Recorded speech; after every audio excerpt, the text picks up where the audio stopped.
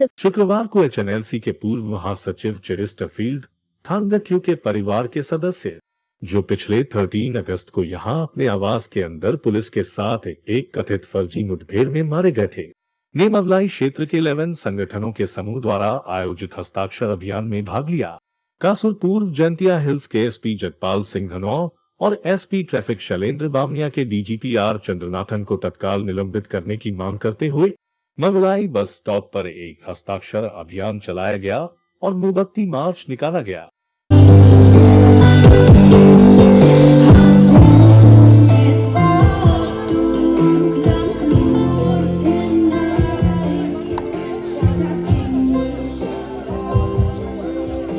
Kepak tinggi bahir, tinggi baksa, cuma berjasa 4 jam sekali.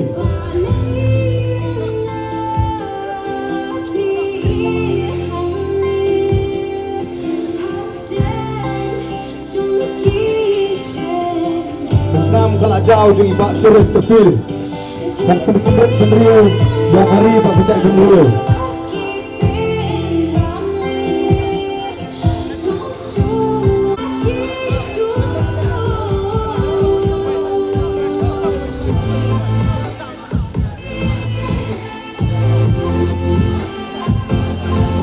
Semua bergerak segera di mobile di kaki.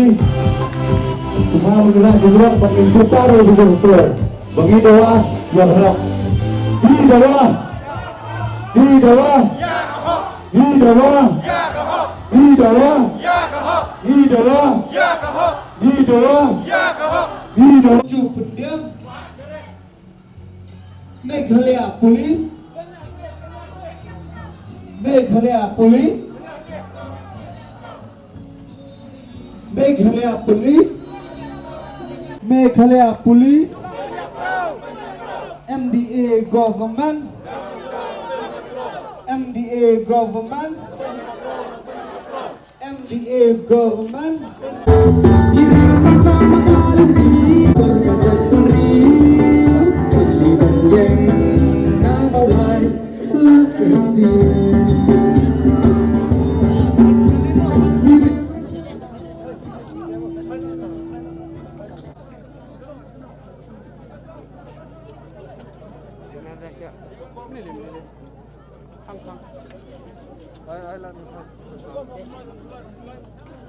पूर्व एचएनएलसी नेता चेरिस्टरफील्ड थांगक्यू की संदिग्ध हत्या में शामिल 2 पुलिस अधिकारियों के निलंबन की बढ़ती मांग और मवलाई निवासियों द्वारा आंदोलन की धमकी के बावजूद मुख्यमंत्री कोनराड के संगमा गुरुवार को कोई प्रतिबद्धता देने में विफल रहे। 2 वरिष्ठ पुलिस अधिकारियों के निलंबन की बढ़ती मांग के बारे में पूछे जाने पर संगमा ने दोहराया कि न्यायिक जांच गठित करने का उद्देश्य मामले से संबंधित तथ्यों का पता लगाना है, जिसमें यह भी शामिल है कि कार्रवाई के लिए कौन जिम्मेदार था। जांच आयोग को उचित मौका नहीं देना हमारे लिए उचित नहीं होगा। सीएम ने कहा कि रिपोर्ट आने के बाद कार्रवाई की जाएगी। यदि आप केवल अपने विचारों के साथ जाते हैं और कार्रवाई करते हैं, ये बिल्कुल भी उचित नहीं होगा। हम पूरे पहलू की जांच किए बिना जज नहीं बन सकते। मुख्यमंत्री ने यह भी कहा कि अधिकांश लोगों ने एचएनएलसी के पूर्व नेता के कथित फर्जी मुठभेड़ की न्यायिक जांच शुरू करने के सरकार के कदम का स्वागत किया है। 13 अगस्त को ऑपरेशन का नेतृत्व करने वाले 2 शीर्ष पुलिस अधिकारियों के निलंबन की उनकी अनसुनी मांग से नाराज मवलाई लोगों की आवाज के बैनर तले मवलाई के 11 संगठनों के एक समूह ने तेज करने का फैसला किया है। उनकी मांगों को मानने के लिए राज्य सरकार पर दबाव बनाने के लिए उनका आंदोलन repeated myself on a number of occasions. So, number of organizations, the HPF and others have mentioned about this suspension and all. Now, this is we have been very clear that we have set up this judicial committee, and the purpose of the judicial inquiry. The purpose of the judicial inquiry is to find out the facts and details and who is responsible for whatever actions. Now, it is not appropriate for us to not give a fair chance for the trial and for this inquiry to take place. Therefore, what we are saying is that once inquiry reports come in, that's when the action can be taken. Now, if we were to simply go with our thoughts and our minds and what we think, or we think is certain person is responsible, and take action, I don't think that's fair at all. We cannot be the judge without really having an inquiry conducted into the entire aspects. So that's what we are saying. And if we have to go with plain simple suspension, we may have to bring down 300, 400, 500 people, maybe everybody who's involved, because we don't know who's involved where. So it's not that simple. And I would urge everybody that, and in fact everybody, majority of the people have welcomed the move of the government to put up the judicial inquiry, which is done, and let the judicial inquiry complete its inquiry, and then accordingly action will be taken. One question from my side. Last question. Second question. This is my Yeah, second, last, yeah, second, but yeah, your last question. Well, Meghalaya energy corporation limited के अधिकारी ने गुरुवार को पुष्टि की कि बकाया के एक हिस्से का भुगतान कर दिया गया है और 31 अगस्त से बिजली का कोई नियमन नहीं होगा। मुख्यमंत्री कोनराड संगमा ने यह भी कहा कि कितना भी बकाया जमा हो गया है, राज्य सरकार चरणों में राशि का भुगतान कर रही है। ये स्वीकार करते हुए कि बकाया ने राज्य के वित्तीय संसाधनों पर भारी दबाव डाला है। सीएम ने कहा कि सरकार राज्य में स्थिर बिजली प्रदान करने के लिए प्रतिबद्ध है। So again, these are again accumulated dues that are there, and as committed by this government, that no matter what the accumulated dues from whichever period they may be, we have been clearing the amounts, whether it's from the loan that has been taken or whether it's from our own internal resources that have been accumulated by us, the resources that have been accumulated by us. So we have been clearing it in the past also, and obviously we'll clear this also. It's a challenge for us, it's not easy, and it puts a lot of pressure on the financial resources of the state, especially during COVID times. But obviously we're committed to ensure that we give as much of stable supply of power as possible and create reforms within the system. So we're doing that, and we'll ensure that this issue also is resolved at the earliest. केंद्रीय reserve police बल के तरफ से शिलांग के नोंगशे इलाके सामुदायिक केंद्र में केंद्रीय रिजर्व पुलिस बल में भर्ती के इच्छुक युवाओं को भर्ती से जुड़ी जरूरी जानकारी देने के लिए एक कार्यशाला का आयोजन किया गया। इसमें केंद्रीय रिजर्व पुलिस बल 67 बटालियन के डीआईजी आलोक भट्टाचार्य जी ने युवाओं को केंद्रीय रिजर्व पुलिस बल में भर्ती होने के लिए प्रोत्साहित किए और जरूरी जानकारी दी। There are endless benefits, like you see, free medical facilities for your family, and for this thing, we have a permanent CRPF establishment. Everything will be taken care, your family is there. This is just to impress you. This is part of our government service regulation. So I'll come to that. Okay, the mathematics of the salary part, but there is a lot of money, and this is how I'm not saying this. Just to impress you.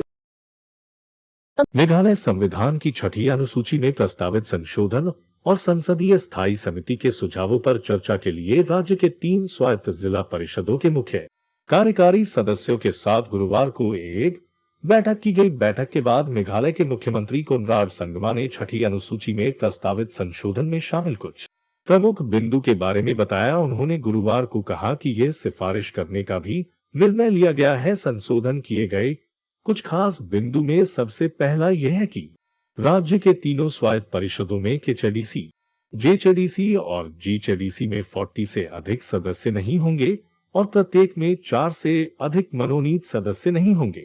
जहां पहले सदस्यों की अधिकतम संख्या 30 थी और मनोनीत सदस्यों की संख्या 4 थी। दूसरा विलेज डोरबार और ग्राम परिषदों सिस्टम जैसा है वैसा ही रहेगा, परंतु संशोधित कानून के पैरा 2A के तहत उनके चुनाव कराए जाएंगे, जिसका सिफारिश करने का फैसला किया गया है।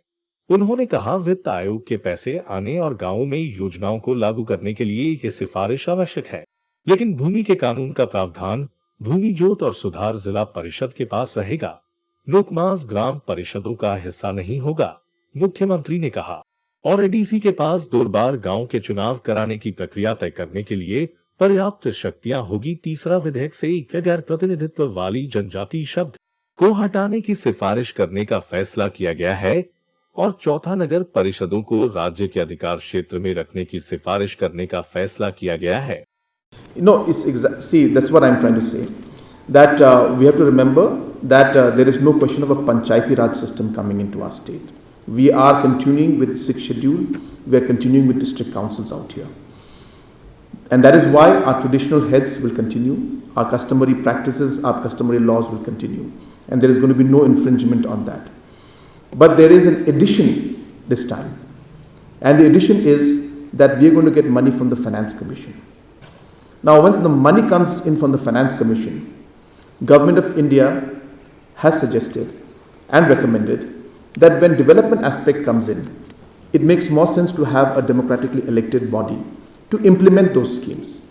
So it's really a question about segregating these two aspects and realizing that when development aspect is coming in, they are suggesting that we should have the village Dorbar / village council to be elected so that the money given is implemented by a democratically elected. So the people's voice will be aspect. So there's no question of Panchayati system. It's clearly district council continuing, but the scope has been broadened, finance is being given, and aspects of 10th schedule or anti-defection law will be applicable. So that's all it is. You see, the powers of the village Darbar is very clear now. Apart from that traditional custom, that customary law, which already practiced for all the years, now they will get additional, responsibility that they will have to look for the development also. Yes. It seems like that. It is direct funding, yeah. But we have to make the action plan and all will be made by the district council. My question to the CM of HVDC. A few days ago, The basic decision which we needed to take today was that the village Dorbar / village council, which means village council for Garo Hills and village Dorbar for Jaintia Hills and Khasi Hills, the elections will take place for that. Now, as I said, the aspect of how, where, in what procedure, those will be decided by the respective district councils.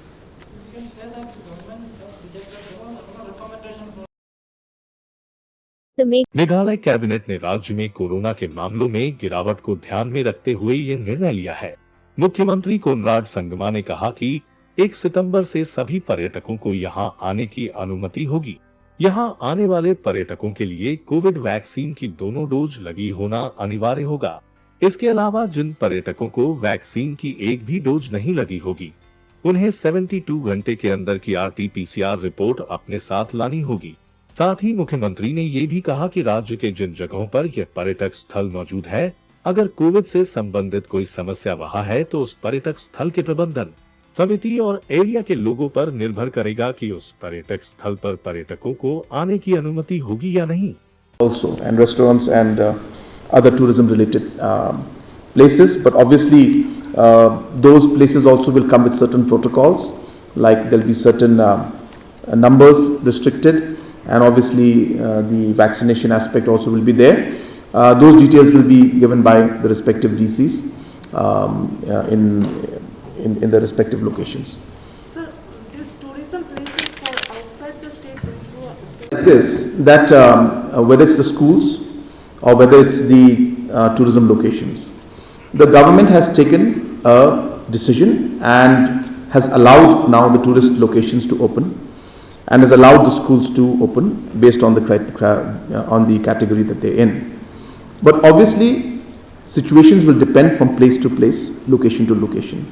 So obviously, if there is a containment zone, if the specific locality or the people of that area feel that this tourism spots cannot be open, then that particular aspect will be considered, and the tourism movement will not be allowed in those locations. So we will go with the local sentiments and ensure that we carry the people along. So it will all depend on the individuals. But yes, again, as I said, depending on the location itself. Now, some locations will require that, now for example, a tourist comes into Shillong and he or she would like to watch a movie, and he or she happens to be only single vaccinated but has done an RT-PCR test. So they can come in, but the guidelines and the SOPs for a movie theatre require that you have to be fully vaccinated.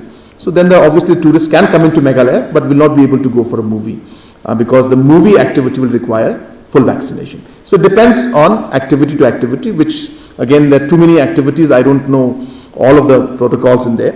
but that will be prescribed by the Deputy Commissioners. So, since you have decided to allow outside tourists and local tourists to visit any spot, tourist spot in our state, what about inter-district movement? Yes, so as I said that once you go to these locations, we have specifically mentioned that each location will have its own rules and laws. Some places are or SOPs I should say. Some places are allowing single vaccination, some places will allow double vaccination. So based on that, obviously those movements will be allowed. So, but obviously the SOPs have to be followed based on that specific location. Sir, regarding the decision of the government, we have seen Afghanistan में मौजूदा सुरक्षा स्थिति और आपातकालीन x विविध visa की शुरुआत करके वीजा प्रक्रिया को सुव्यवस्थित करने के कारण यह निर्णय लिया गया है कि अब से सभी अफगान नागरिकों को केवल वीजा पर भारत की यात्रा करनी होगी। गृह मंत्रालय द्वारा एक आधिकारिक विज्ञप्ति में सूचित किया गया कि कुछ रिपोर्टों को ध्यान में रखते हुए कि अफगान नागरिकों के कुछ पासपोर्ट गुम हो गए हैं, सभी अफगान नागरिकों को पहले जारी किए गए वीजा जो वर्तमान में भारत में नहीं है, तत्काल प्रभाव से अमान्य हो जाते हैं। काबुल में गुरुवार शाम को हुए 2 धमाकों में 12 अमेरिकी सैनिकों की जाने गई है। देर रात अमेरिकी अधिकारियों ने इसकी पुष्टि कर दी है। मरने वालों में 11 मरीन और 1 नेवी का सैनिक है। 15 सैनिक घायल बताए गए हैं। अमेरिकी राष्ट्रपति जो बाइडेन सिचुएशन रूम में हालात पर नजर रखे हुए हैं। बदले हालात में अमेरिका अफगानिस्तान में अपनी रणनीति पर कोई बड़ा फैसला भी ले सकता है। फिलहाल अमेरिकी राष्ट्रपति जो बाइडेन ने कहा कि हम आतंकियों को माफ नहीं करेंगे, उन्हें ढूंढेंगे और इसकी सजा देंगे। शुरू में कहा गया था कि इनमें कम से कम 13 लोगों की मौत हो गई, बाद में ये संख्या बढ़कर 60 हो गई। ये 2 हमले एयरपोर्ट के बाहर हुए। पहला हमला बैरन होटल के पास एफबी गेट पर हुआ, दूसरा मेन गेट पर। आतंकवादी संगठन ISIS ने इसकी जिम्मेदारी ली है। काबुल एयरपोर्ट के पास ब्लास्ट के बाद अमेरिकी राष्ट्रपति जो बाइडेन ने इस्लामिक स्टेट को चेतावनी है और कहा है कि हमला करने वाले नहीं बचेंगे। उन्होंने कहा कि ISIS के गुनहगारों को अमेरिका ढूंढकर सजा देगा, अपनी जगह और अपने वक्त पर दुश्मन को जवाब देंगे। जो बाइडेन ने ISIS को दी चेतावनी अपने सैनिकों और अब अफगानियों की मौत के बाद अमेरिकी राष्ट्रपति जो बाइडेन प्रेस कॉन्फ्रेंस के दौरान भावुक हो गया, कहा कि ISIS को इसकी कीमत चुकानी होगी। इस जख्म भूलेंगे नहीं। एक एक आतंकी को खोजकर मौत के घाट उतारेंगे। कांग्रेस ने 25 अगस्त को पार्टी के मेघालय और झारखंड में अपने पहरेदारों को बदल दिया। हाल के घटनाक्रम में सांसद विंसेंट पाला को पार्टी की मेघालय इकाई का प्रमुख नियुक्त किया गया। विधायक राजेश ठाकुर को झारखंड प्रदेश कांग्रेस कमेटी का अध्यक्ष नियुक्त किया गया। विंसेंट पाला सेलेस्टीन लिंगदो की जगह ले रहे हैं, जबकि ठाकुर राज्य के राष्ट्रपति पद के लिए रामेश्वर उरांव की जगह ले रहे हैं।